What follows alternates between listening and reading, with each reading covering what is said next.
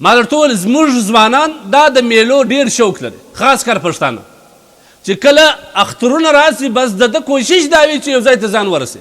بیا نو دوی په مجلسو کې سره ناست ولا موږ په اختر کې دورې ولاړو، بل وایي موږ دورې ولاړو، بل وایي موږ دورې ولاړو.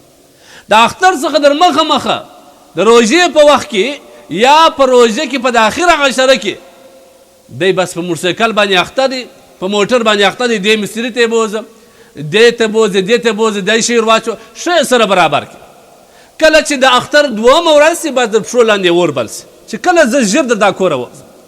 بیا نو د کور مشر اجازه نه ورکوي. دا واورئ، د کور مشر که پلار وي که مور وي د هغه اجازه لازمي ده. دا د جهاد سفر نه دی چې وایي خامخا د مور اجازه په دې کې ضروري ده زه ځم.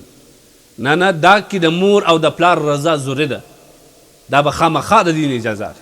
بیا نو چې کله دی اجازه نه ورکوي، دی یو رقم منت ورته کوي، یو ضد ورسره کوي چې خامخا به ماته اجازه، نو هغه خواران بیا ورته وایي چې اجازه در کوم په دې وعده باندې زموږ سره به قسم کوې چې دا موټرسایکل یا دا موټر موږ نه ځغلو. دی دلته ښه قسم هم ورسره وکړي، پر لاس باندې هم مچ کړي روان سي چې دا څنګه د ګلۍ راووتي. نو دی او موټرسایکل الله اکبر دا ټول انسانان ځان ځنې ځغلي چې خدای فضل کوه فضل کوه. یو رقم کیلونه په دې موټرسایکل باندې کوي، یو رقم چمونه په دې کوي. دا خو ستا در واک لاندې نه دی و د خدای بنده. ته دا ستا ښایسته ځواني، دا قدردانه ځواني چې سبا ستا د یوه ګوته نه دا ټوله دنیا وغواړه تا ته د یوه ګوته در کولی سي. ستا دا یو نوک نه پلسټیکي نوک خو به ولګوې، هغه اثرات چې په دې نوک کې قدرتي الله ایښي دي دا کولی سي. سبا دې یوه پښه نه وي، سبا دې دا مغزی مات وي، سبا دې په سر کې یو رګ وشکېږي، دا ټول بدن دې فلج وي. د دغه یوه معمولي خرطوبۍ څخه دا ټول بدن ته دې خطره ده، دا ټول زندګۍ ته دې خطره ده، دا ټول کور ته دې خطره ده. بعض ځوانان باندې کور ولاړ وي، بچیان وي، کورونه وي، دی دومره بې احتیاطه وي، دا خپل ځان ته نه ګوري، دا کور ته نه ګوري، دا سپین ږیري پلار او سپین سري مور ته نه ګوري. بس ته کوشش دا کوي چې انسانانو ته ځان ښکاره کړي. زه نو داسې موټرسایکل کوم، زه نو داسې کوم، کله یې په یوه پایه چلوي، کله یې پایې په پورته کې. دا واوره که په دا وخت کې ستاسو د موټرسایکل معمولي کور سو او واوښتی، بیا به کوم حالت ته ورسېد؟ بیا ستا دا مات بدن، دا ټول ځوانان چې دا دوی ته تا شو کول، دا ټول راجمع سي، هغه به در باندې خاني څنګه سو؟ ولې دومره بېوقوفه یې؟ ولې دومره کم عقله او نادانه یې چې د دغه انډوالانو ته د ځان د ښکاره کولو لپاره ځان هلاکت ته اچې چې هلاک سوې د هغه ځوانان بېرته در باندې خاندي. قرآن کې الله وایي ولا تلقوا بأیدیکم الی التهلکه، په خپل ځان باندې لاس ځان هلاکت مه اچوه، په خپل لاس باندې ځان هلاکت مه اچوه. ولې ځان هلاکوې؟ که موټر ځغلی، که موټرسایکل ځغلی، دا ټول اسباب دي، دا ستا در توان لاندې نه دي.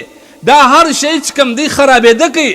دا په دغه حال کې دا موټر ټایر بټ کړي، دا موټرسایکل سټرینګ کوږ سو، ته یې واړولې خو مغزی به دې مات سي، لاس به دې مات سي، پښې به دې مات سي، بیا به هسې په تعصب او په افسوس باندې ناست سي.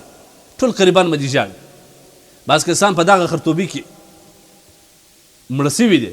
دا واورئ، کوم کسان چې د حد رفتار زیات موټرسایکل چلوي یا موټر چلوي یا دا رقم وي چې کم اصول د موټر یا د ډرایورینګ وي هغه نه په دغه کوي، د هغه عملي کېدل نه وي ورسره، بلکې هر رقم موټرسایکل چې وچلوي په داسې لاپروایي کې، په داسې بېوقوفي کې موټرسایکل چلول چې خپل د اندازې څخه زیات یا د اصولو خلاف چلول، که سړي ته هر تاوان ورسېدي خپله مسؤله دی. که خپله مړ سوې د ځان خوندې په خپله په غاړه، که د نور په وژل دا په قطع عمد کې ده.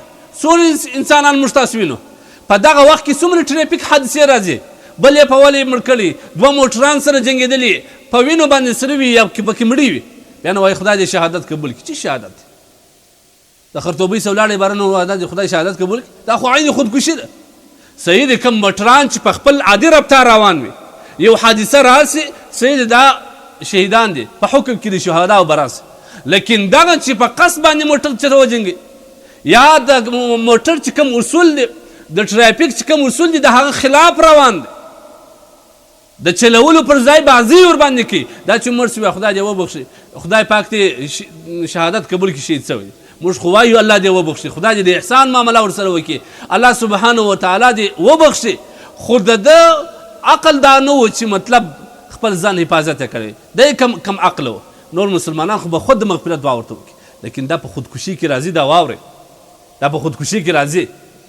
لہذا په دا وخت کې موټرسایکلان چلولو باندې مه ځان ته تکلیف رسوه، مه ځان تباه کوه، مه بل مسلمان تباه کوه، مه د خپل مور او پلار پر زړه باندې یو زخم و داغ مور پرېږده، دا ستا په وجه کېږي. ډېر انسانان د کوره ووځي، تر هغه ساعت یې د پلار د زړه دربی وي، د مور د زړه دربی وي، ټلیفون چې راسي زړه یې ولوېږي چې خدای اوس به یو آله باندې اوس چې زوی د اکسیډنټ کړی دی مړ شو. د دغه زړه درد یا د دغه زړه دربی د مور و پلار چې زیریږي، د دغه حساب که الله د سره وکړي په خدای که بیا جنت پیدا کړي. ښه په اطمینان ولاړ شه، ښه په سکون ولاړ شه.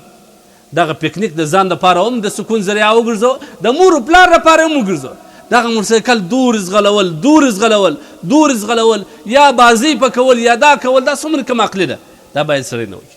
دا د خپل ځان انسان ته الله پاک جل جلاله د صحت یو عظیم نعمت کړی دی. د دې صحت قدر د هغه مریضان سره وپوښته چې هغه په کلو د ملا پر تخته پراتی، یا دغه رقم ستا رقم ځوانان دغه رقم بې عقلانو په موټرسایکلو په اسباب بازي کول نن فلج پراته دي. تو خو یو ور هلته ورسه یا دا قبرستان ته ورسه، هلته به تا وګورې پر دا ډبرو لیکلي چې په ټرافیک حادثه کې لاړې، په ټرافیکي حادثه کې مړ شو، په ټرافیکي حادثه کې شهید شو، دا به ټول هلته لیکلي. د دې څخه عبرت واخله. دا ستا ښایسته ځواني، دا ښه ښایسته صحت الله درکړی، دا که خدای نخواسته سبا نمی نه یا د لاس نه یا د سترګه نه یا د غوږ نه او یا فلج پروت دی، بیا نو چې دا ټول دنیا اسباب ستا کړي، دا ټول انسانان تا ته آفرین و شاباس درکړي، دا ټول انسانان تا ته وایي چې یاره دا خو نو ښه موټرسایکل چلوي، بیا ته څه کوې؟ لہذا د بل په دغه کې مرض د نور انسانان د خندول دپاره یا هغوی ته ځان ښکاره کول، هغه یې باټ کوي، پس تا نو ځان ورک سي، هلته یو درب په یو کنده کې ځان واچي. د هغوی دپاره زندګي مه کوه. دا ستا زندګي ډېره قیمتي ده. د دې په باره کې الله ستاسې پوښتنه کوي، د دې جواب بیا ته ورکوي.